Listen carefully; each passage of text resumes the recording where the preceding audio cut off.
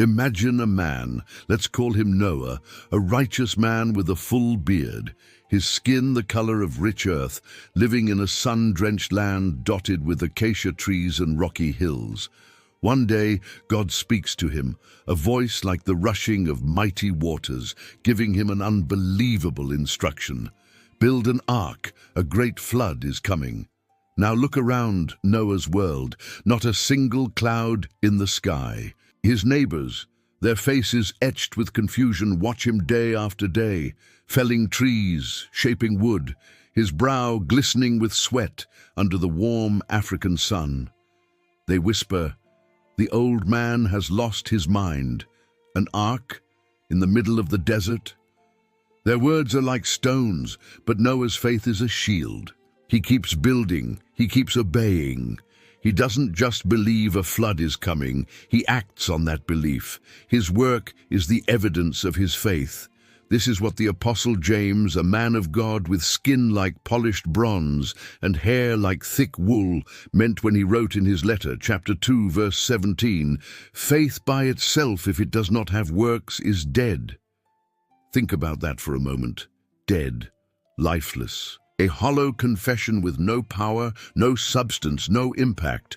Real living faith isn't just a thought in your head or a feeling in your heart. It's not just saying, "I believe in God."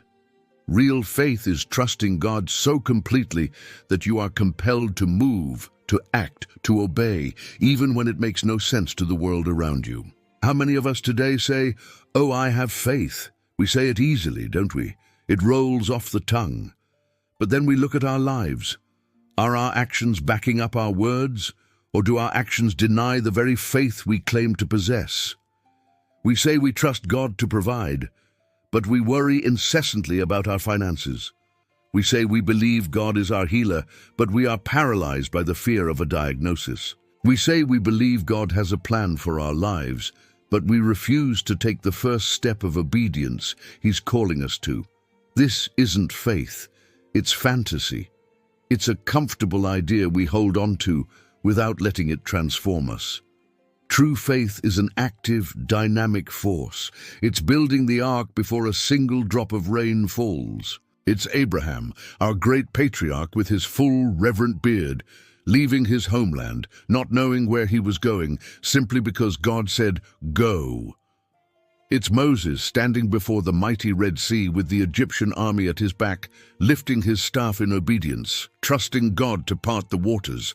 It's Peter, his eyes locked on Jesus, the Messiah with hair as white as wool, and feet like burnished bronze, stepping out of the safety of the boat and onto the raging, stormy sea.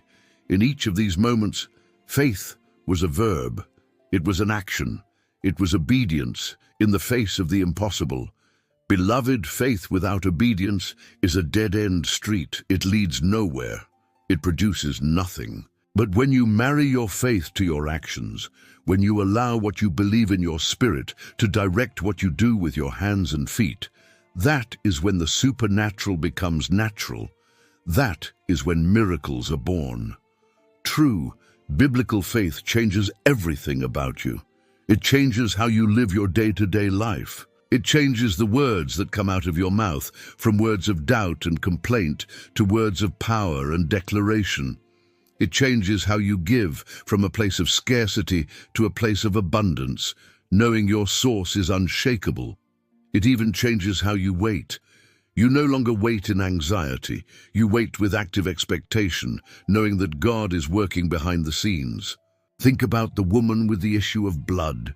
For 12 long years, she suffered. She had likely heard of Jesus, the powerful healer with eyes like flames of fire. She could have stayed home believing he could heal her.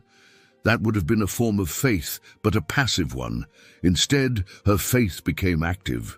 She thought, if I can just touch the hem of his garment, I will be made whole. That belief propelled her through the crowd. She pushed, she reached, she stretched. Her action, born of faith, connected her to the power of God, and Jesus, feeling power leave him, turned and affirmed her, "Daughter, your faith has made you well." It was her faith, demonstrated through her action, that unlocked her healing. So I ask you today, What is God asking you to do? What step of obedience is He calling you to take? Is He asking you to forgive someone who hurt you deeply? Is He asking you to start that ministry, that business, that new chapter? Is He asking you to be more generous, to give of your time and resources? Don't just sit there and confess your faith. Demonstrate it. Let your actions shout what your heart believes. You see, the world is not convinced by our words. It's convinced by our lives. When people see you stepping out in faith, trusting God when it makes no logical sense, they see the reality and power of the God you serve. When your actions align with your belief, you become a walking, talking miracle. You become evidence of a living God. Your life becomes a testament that faith that works will always produce results. It's not about earning your salvation. That is a free gift of grace. It's about showing the world that your salvation has transformed you from the inside out.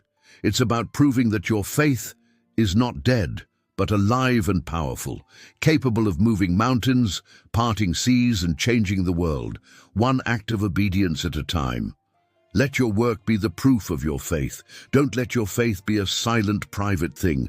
Let it be loud. Let it be visible.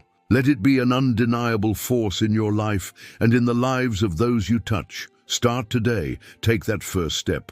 Build your ark. Step out of the boat. Reach for the hem of His garment. Watch what God will do. When you put your faith to work, you will see God's power at work. Thank you so much for joining me today. If this message resonated with your spirit, please consider liking this video and subscribing to our channel for more content that will build your faith. We are so grateful for your support.